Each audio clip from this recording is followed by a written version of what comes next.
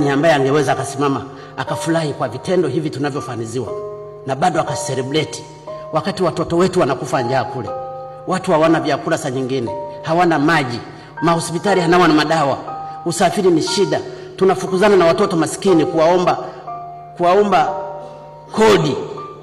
Hii kodi ambayo iko pale tumepewa na Mungu hatuishughulikii. Ni unyama. Na kama ni dhambi, hii ni dhambi kubwa.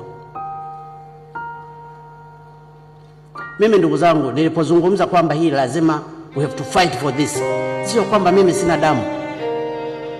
Nina damu,